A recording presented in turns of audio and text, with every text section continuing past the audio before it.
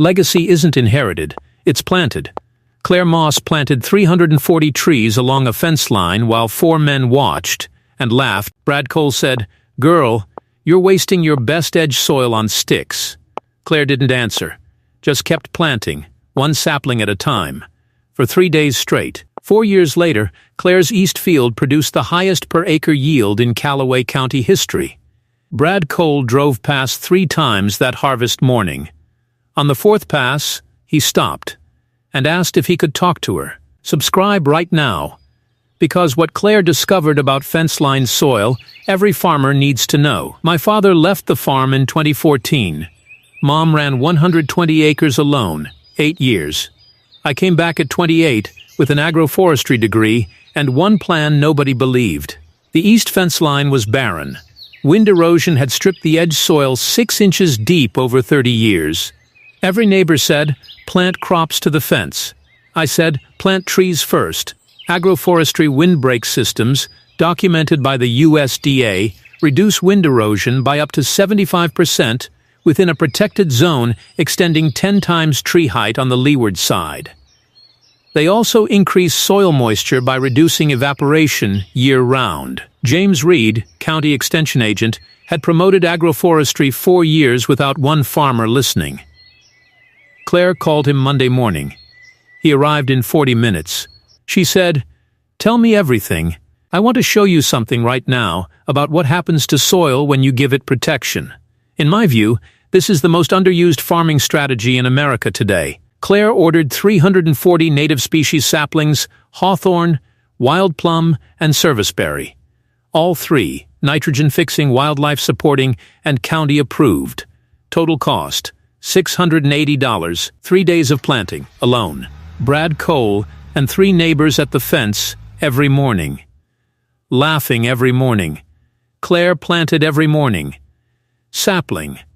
By sapling. By sapling. Year 1, the saplings reached 3 feet. Wind erosion on the east edge measurably reduced. Claire documented everything: soil samples, wind speed measurements, moisture retention data. Every week, nitrogen-fixing native species, hawthorn and wild plum specifically, deposit root nitrogen at rates of 40 to 80 pounds per acre annually, documented by the USDA NRCS, without any synthetic input. Claire's East Field edge was receiving free fertilizer from its own fence line. Year 2, James Reed brought a university soil scientist. She tested the fence line soil against the field center soil. Edge soil organic matter already 18% higher. Moisture retention 23% higher. In the area previously most eroded. Here is what I think most farmers never consider. Your fence line is not wasted space. It is an untapped resource that works for you while you sleep. Year 3, Claire's East Field edge rows outperformed center field by 31% per acre. The protected zone extended 40 feet into the field. Trees, now 8 feet tall, working silently every single day. Diana Park heard about Claire's yield numbers through a regional organic network. Called James Reed. Asked, "Are the numbers real?" James said, "Come see." Diana drove 4 hours. Walked Claire's fields 2 hours without speaking. Diana offered Claire a 3-year premium organic purchase contract. 26% above market. Conditional on one thing, Claire's agroforestry system remaining in place and expanding. The trees were now part of the contract value. Brad Cole came to the fence that 3rd autumn, stood there long time, looking at the trees and Claire's yields. Said, "I want to do this. On my fence line." Claire said, "I'll show you how." Year 4 harvest, Calloway County published its annual agricultural yield report. Claire's East Field, highest per-acre organic vegetable yield in county recorded history. James Reed framed the report, sent Claire a copy. She put it in the barn.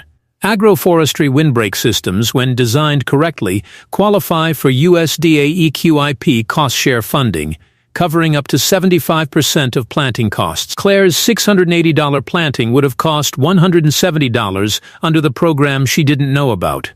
James Reed told her afterward. She said, "Tell the next one, before they plant. The trees are now 11 feet tall. The protected zone extends 60 feet into Claire's east field. Soil organic matter at the fence edge is 340% higher than when she planted. Input costs down by $21,000 annually. Brad Cole planted his fence line the following spring. 180 saplings. Same species. Same system. James Reed helped him apply for the EQEP cost share. Brad's planting cost him $48 out of pocket. He called Claire that evening, said, "I owe you more than an apology. Before I tell you what Claire said to Brad, I want you to do one thing. Walk your fence line this week. Look at the soil at the edge. Then go to nrcs.usda.gov and search Agroforestry Windbreak Program.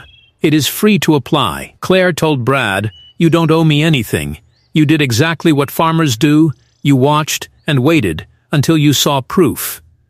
Brad said, 4 years is a long time to wait. Claire said, the trees didn't mind. Every farmer with a fence line should know 3 things. First, native nitrogen-fixing species feed your adjacent soil for free. Second, windbreak protection increases yield in the protected zone measurably within 2 seasons. Third, USDA EQIP pays up to 75% of your planting cost. All 3, free information, at nrcs.usda.gov.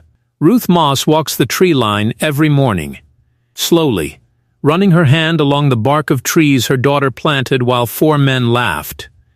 She told Claire once, "Your father would have laughed too." Claire said, "I know. That's why I planted them anyway." If this channel matters to you, subscribe now and share this with every farmer you know.